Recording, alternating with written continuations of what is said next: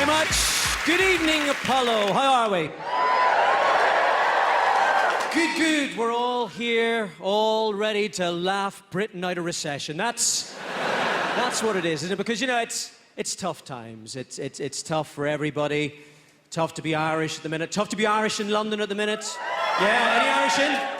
Hey, yeah. The Polish have stolen all the building work. The Muslims have stolen all the terrorism work. Yeah, they come over here, they steal our bombs. Right? I tell you, that was good while it lasted, honestly. That was the greatest scam that Irish people ever had. Blow it up on a Friday, start building it again on a Monday. That was great.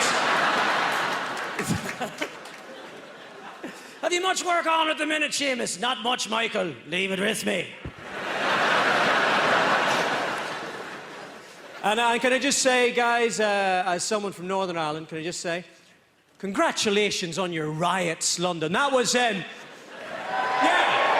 round of applause for the riots there. That's, one or two, only the people that actually rioted applauding there. That was good. People who rioted thinking other people were going to join in. Honestly, for me, it brought me back to my childhood. It really did. It did. It was just the right mixture between excitement and fear. It reminded me of being an altar boy again. And you know, the great thing about it for me was that people asked my opinion, right? They kind of think that when you're from Northern Ireland, you're an expert, which is kind of nice. Or racist, really. It's kind of racist.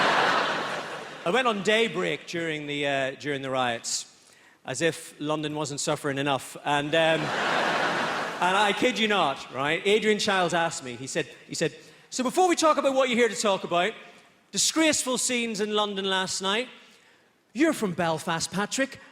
What do you think? I'm like, well, Adrian, most of these kids are only doing this because they grew up in shitholes. You're from Birmingham. What do you think?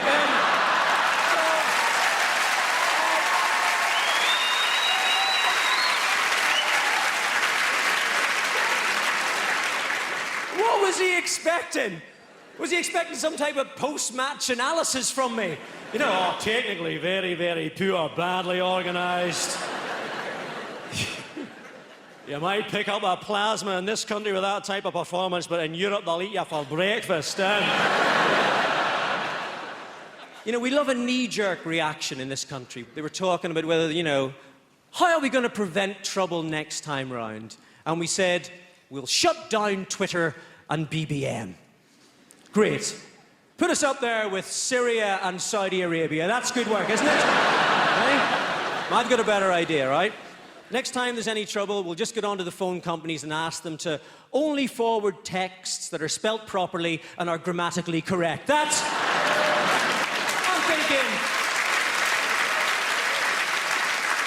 I'm thinking that might thin the crowd down a little bit, eh?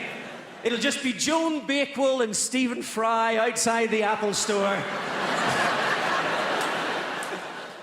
Stephen, who does this iPad belong to? No, Joan, I think you'll find it's to whom does this iPad belong? Well, we've basically given up. You know, we've given up on spelling, we've given up on mental arithmetic. I saw Wayne Rooney on the TV, actually, a few weeks ago. Wayne Rooney said, the lads give 150%. No, Wayne, they can't give 150%. That's kind of not possible. It's like, who's going to take Wayne aside and explain that in terms that Wayne understands? You can't have more than 100%, Wayne. You have 150. It's like having two hookers in your room and trying to shag three of them, Wayne.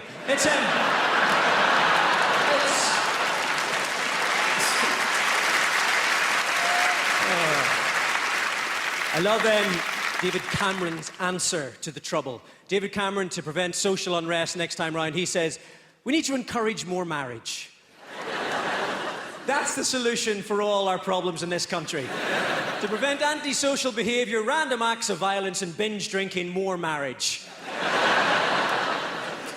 Is he the only man in this country that hasn't seen My Big Fat Gypsy Wedding?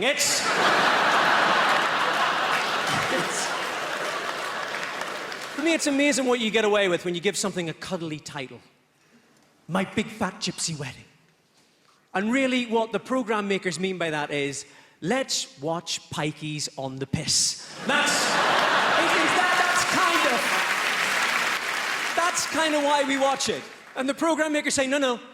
What these programs are, they're a social study into the individual and cultural differences within the UK. So that's why the advert for Seven Dwarfs features a 2-foot man trying to get a book off a 6-foot shelf. Is that right? We all know what these shows mean. Big Fat Gypsy Wedding, laugh at pikeys. The Only Way is Essex, laugh at chavs.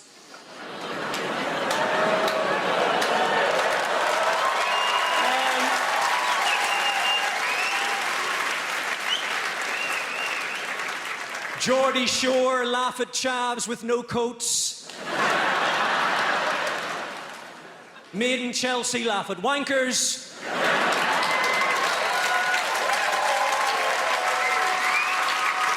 Seven Dwarfs, laugh at midgets. Embarrassing Bodies, laugh at people with odd-shaped testicles. That's basically it. Has the word embarrassing changed since I was small? Because when I had a pimple on my nose, I wasn't going to school for 2 days. And apparently now, if you get balls the size of a space hopper or labia like elephant's ears, you go on TV and show everybody. What's that? Oh, I'm mortified. Oh. Don't blow up. Get a close-up. I'm mortified.